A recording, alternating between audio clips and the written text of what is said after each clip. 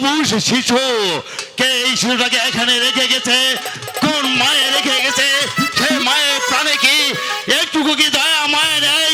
শিবা সারা গোলাম খা, তোমার কি ধারণা? জাহাপনা আমার গুস্তাগি মাফ করবেন সম্রাট আলম। আমার মন বলছে কোন দোষে চরিতা নারীর অবৈধ পাপের ফয়সালা, তাই তো সেই নারী লুকলজ্জার ভয়ে সকলের চোখের আড়ালে এই সন্তানটিকে পথের মধ্যে রেখে গিয়েছে।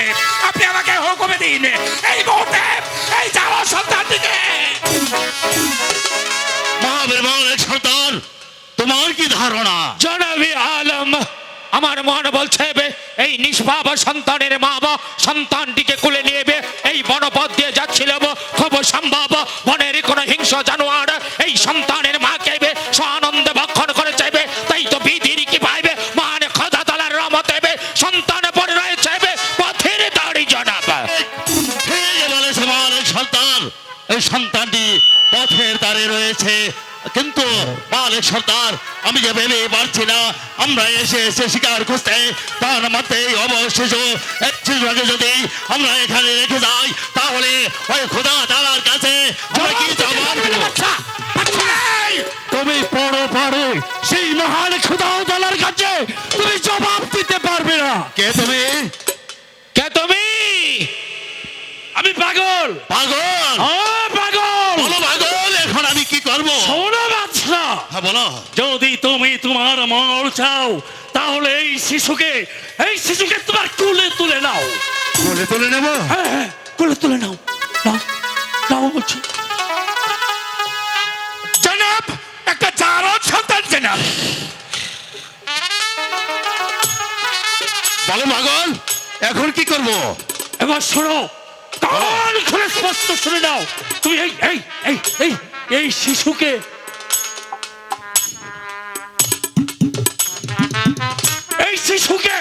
তুমি তোমার সন্তানকে দান করো, এতে তোমার মঙ্গল হবে। মঙ্গল হবে? হ্যাঁ জনাব, আপনি তো জানেনই মেহেরবান খোদা তাআলা আজ পর্যন্ত আমাকে একটি সন্তান দেয়নি, পিতা ডাক শোনার মতো সৌভাগ্য আমার হয়নি, তাই তো বলছি জনাব এই গহীন বনমাঝে ওই পাগলের কথা মতো যদি ওই নিষ্পাপ সন্তানটি আপনি আমার হাতে তুলে দিন, আমি মিশরের মহাবীর মালিক সর্দার এই গহীন বনমাঝে দাঁড়িয়ে আপনাকে কথা দিচ্ছি জনাব, আপনার জন্য আমি আমার জান কুরবান করে দেব, আপনার জন্য আমি সর্বদা আমার জান দিয়ে বাজি রেখে সকল বিপদ থেকে উদ্ধার করবো। ওগো জনাব, ওই পাগলের কথা মতো ওই নিষ্পাপ সন্তানটি এই লাঠিয়ালের হাতে তুলে দিয়ে একেবারে পিতা ডাক শোনার সৌভাগ্য করে দিন না জনাব।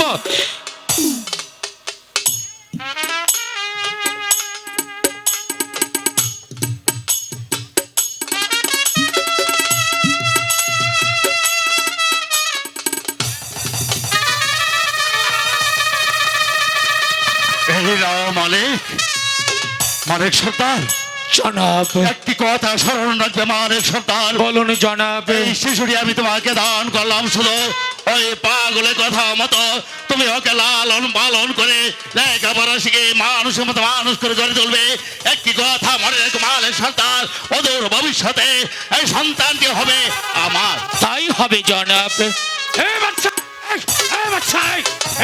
আমি একটি কথা বলবো, বলো। আমার কথা রাখবে? হ্যাঁ, রাখবো। হ্যাঁ, বলো বলো, কি বলতে চাও? বলো বলো বাবা, কি বলবি? রাখবে আমার কথা? অবশ্যই রাখবো। আমার কথা রাখবে? কি বলবে তুমি? রাখবে আমার কথা? বলো তুমি কি বলবে? কান খুলে স্পষ্ট শুনে নাও। তোমরা এই শিশুকে তোমরা সকলেই কাসেম বলে ডাকবে। কেন চিৎকার করছিস কেন? নামটা কি ভালো হয়নি? হ্যাঁ, ভালো নাম হয়েছে, চমৎকার নাম হয়েছে। এই নাম হয়েছে আমাদের প্রিয় নবী হযরত মুহাম্মদ সাল্লাল্লাহু আলাইহি সাল্লামের বংশধরের নাম।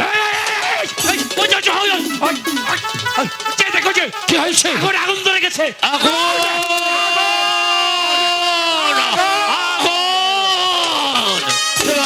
গোলাম খান, জনাব মহাবীর মালিক সর্দার, জনাব পাগলটি গেল কোথায়? জনাব আমার গুস্তাগি মাফ করবেন জনাব।